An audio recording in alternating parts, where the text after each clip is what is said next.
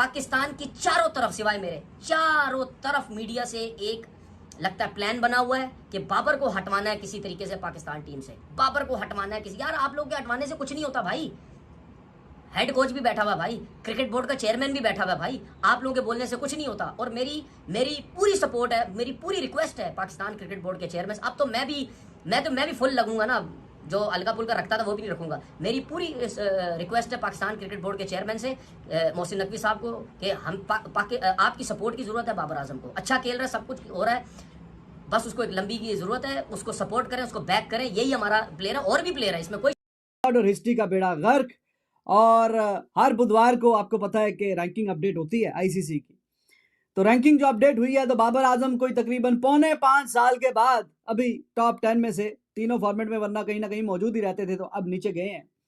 तो ठीक है, टीम का सत्यानाश, बेड़ा गर्क, रिकॉर्ड पे रिकॉर्ड बन रहे हैं और शर्मिंदगी वाले रिकॉर्ड बन रहे हैं।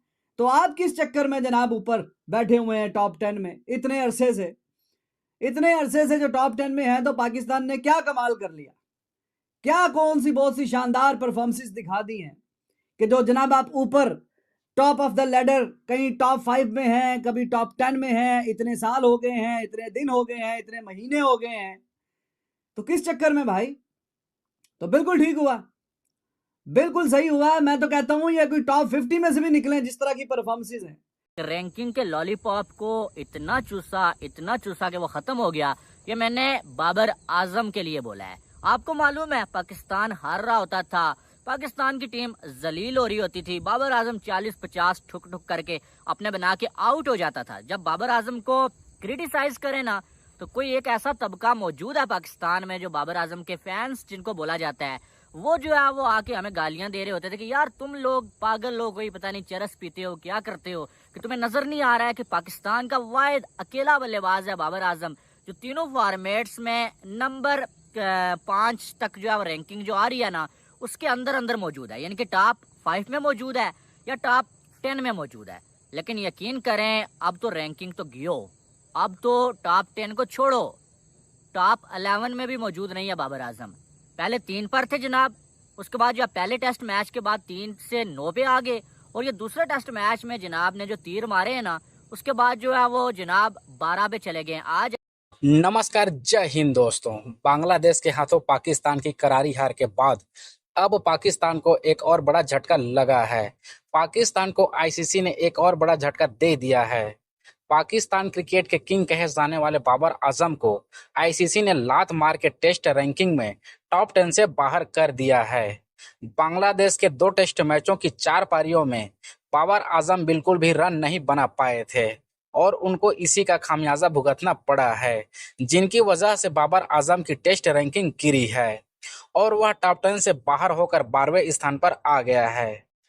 पाकिस्तान की मीडिया वाले हमेशा बाबर आजम को नंबर वन बोलते रहते हैं, लेकिन आईसीसी ने उसको झटका देते हुए उनको टॉप 10 से बाहर कर दिया है। इसको देखकर पाकिस्तान की मीडिया, खास करके तनवीर अहमद, रोने लग गया है और इसको एक साजिश बता रहा है। तो आइए देखते हैं पाकिस्तान की मीडिया का बाबर आजम के बारे में क्या है कहना। तो बिल्कुल ठीक हुआ, बिल्कुल सही हुआ। मैं तो कहता हूं ये कोई टॉप 50 में से भी निकले जिस तरह की परफॉर्मेंसेस हैं, क्योंकि इतना गंदा दौर, इतना डार्क और घटिया टाइम पाकिस्तान की क्रिकेट में कभी भी नहीं आया। ये तब आया है कि जब रिजवान खेल रहा है, बाबर खेल रहा है, शाहीन खेल रहा है, जिनको अभी कितने कितने साल हो गए खेलते हुए, और वो पाकिस्तान की टीम का नाम और मुकाम बेड़ा गर्क कर रहे हैं। तो ये यही डिजर्व करते हैं। इंडिविजुअल ग्लोरी के लिए खेलते खेलते पाकिस्तान का पूरा सत्यानाश कर दिया। सिर्फ Babar Azam is not responsible, लेकिन चूंकि ही वाज द कैप्टन जब से ये सिलसिला स्टार्ट हुआ है, हार और हार, तो इसलिए बहुत ज्यादा जो ब्लेम है वो बाबर आजम को जाता है कि बाबर आजम की कप्तानी में ये सिलसिला शुरू हुआ, और अब जब कप्तानी का बर्डन नहीं है तो बैटिंग में भी कुछ नहीं हुआ, ना ऑस्ट्रेलिया में ना घर में खेल। रैंकिंग का जो लॉलीपॉप था ना, उसे पाकिस्तानियों ने इतना चूसा कि वो खत्म ही हो गया है। और आज ये दिन देखना पड़ रहा है कि आईसीसी की जो टेस्ट रैंकिंग है ना, उसमें टॉप 10 में पाकिस्तानी ना बैटर और ना बॉलर आ रहा है।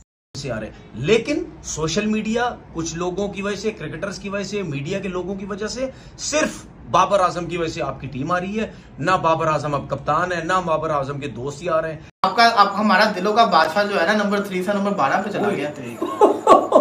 इसका मतलब है आईसीसी के जो है ना होस्ट ठिकाने आ गए हैं, वो जाग गए हैं मुझे लगता है। ऐसे ही होता है, तो हर महीने रैंकिंग चेंज होती है। बात ये है नहीं यार, ये मतलब आप ये देखिए ना, इसकी भी वजह वो खुद ही है। यहाँ पे चले गए। आज आईसीसी की टेस्ट रैंकिंग अपडेट हुई और बाबर आजम 9 से स्लिप होके सीधा 12 पे चले गए, 12 पे।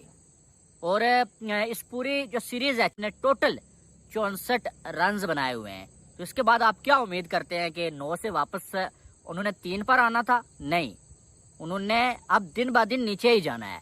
नंबर 12 पे पिछले 5 सालों में बाबर आजम की रैंकिंग इतनी बुरी तरीन कभी नहीं हुई है।